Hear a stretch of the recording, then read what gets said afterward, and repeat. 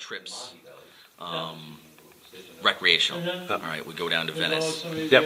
and you have such a industrial area Yeah.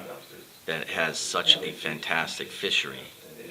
All right, and this is the oil industry, okay, that have hundreds of rigs out in the Gulf. And the fishery there is through the roof. Right. Okay. And you attribute it to the structure It of the... absolutely can be attributed. So I went to University of Rhode Island. I majored in wildlife biology. I had a professor that took an area in Narragansett Bay, barren, Yeah. no structure, put 50 lobster pots out. Yeah. Okay, and within a year there was a resident population of lobster. Why? Because you have food and you have structure. Yeah. Habitat, safety, and food. Yeah. Okay, you put in wind farm, you could call it a rig, it's just structure. You could put in a bridge, Yep. it's structure. It's going to build life, all right? Just the basis of the food chain starts on these pilings. Yeah. You know, all the wind farm now has a very good layer of mussels on it. Nice, they're 2 inches. It's in a high flow rate. They're all covered in mussels right now. Mussels bring in smaller crabs. Mussels bring in bait fish. Bait fish brings in bigger fish. It's just the food chain. You've actually been able to get close enough. We to fished see them. Yeah, we fished them before they even had windmills on them. Yeah. To actually see that if there was growth. You know, already. I wanted to see when they first put in the bases. Yeah. Getting up next to them, and you can't tie to them, don't tie to them, Yeah. but getting up next to them and look at what's on the sounder, getting familiar with what to look for, Yeah. going back the next year and seeing the growth in just a short period of time Right. was encouraging. Yeah. I have a friend that builds rigs like this in Louisiana, and I asked him, Yeah. how long should we expect life? To start, he said within 2 years. Typically is when you start seeing, and it's only going to get better. Yeah. With that particular area, wasn't necessarily a spot on the fishing chart, if you know what I mean. It wasn't a hot spot But for. folks did fluke fish there. They do did. pretty good. They right? did fluke fish, and they're still fluke fishing, and it's Yeah. still good. Yeah. It's better. Might not have been while they were building them, of course. Yeah. there was a lot of noise. Yeah. But last year was outstanding. But you can't complain with last summer. Yeah.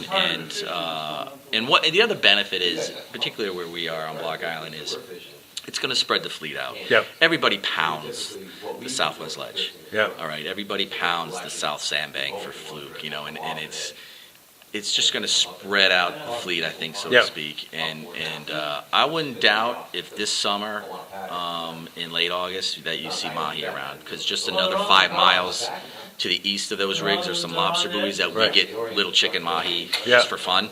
Yeah. If the water's 70 degrees, Yeah. you're going to see it. Yeah.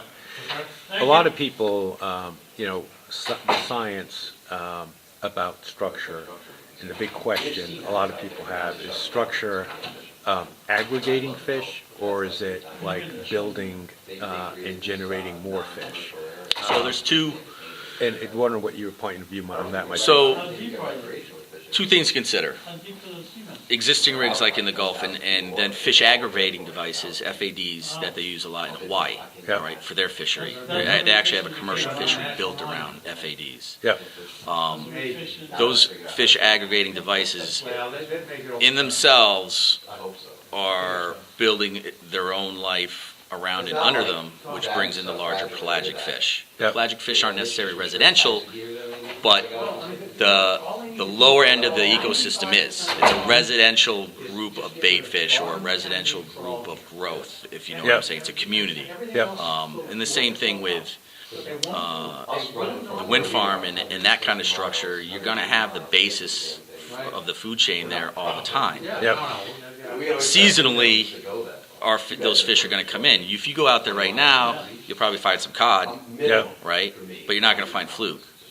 All right, you're not going to find sea bass. Maybe we did get some sea bass in December. Yep. We didn't go out in January, but our boats are out of the water now. But so you're going to have those as they migrate in and migrate out, those fish, it's just going to, excuse me, be another area that they're going to congregate. And Right. it's a feeding, it's food. Yeah. I think it was, And one would think that if there's food and the fish are there and they're being fed, that it would enhance spawning. I don't know. So I guess that's the issue. well, the Is it gonna- spawn is going to be species dependent. They're not going Right. to, Not gonna not spawn there necessarily going to spawn necessarily. them, but what it's Yeah. going to do is going to give a healthier body of fish. Yep. That in turn, a healthy body of fish usually spawners, yeah. results Yeah. in a healthy spawn. Great. Look at striped bass. I mean, it's the What- same thing. One other question. I know you've lived on the island most of your life, I presume? 25 years. Yeah. And your wife is active on the island, I know that. What about impacts of these windmills other than fishing? Have you seen it, and what's your point of view about the ocean wind farm and its impact on the economy, on people, on view corridors, and Right. all those other issues? So for the island itself, there was quite a bit of controversy around it because we wanted to benefit from electricity, but then there were other residents that were disappointed with the view shed. Yep. Personally, view shed to me is in the eye of the beholder. Right. It's I think Subjective. Yeah. very subjective. If you go to Hawaii, I stayed at a 5-star hotel for my anniversary, and I looked out at a beautiful vista, 30 minwheels going up a Yeah. ridge of an island. It did not distract me. It didn't take away from what I was looking at. Yep. All right. I understand though how it can, especially at night when you have blinking lights and everything else. Yep. But I can tell you, last summer, a lot of outfits started doing wind farm tours. The ferry, Fast Ferry, did. I think they scheduled 3 tours. I think overall, for the island, how Yep. many people would know about Block Island if they didn't hear about the wind farm on national news? Yep. So it's going to help the economy. To what extent, I don't know. Yep.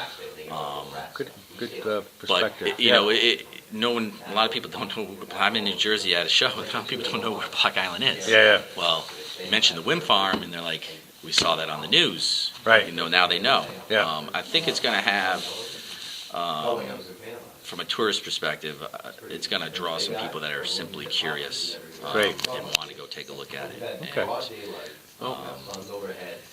Like I said, a lot of outfits, the charter boats are diversifying, if you would, and doing Yep. midday Right. wind farm tours. Yep. And just go Great. out for an hour and take a look at them. You can Yep. get right up next to them. They're beautiful. Yeah. Very good. Thank you, Chris. You're welcome.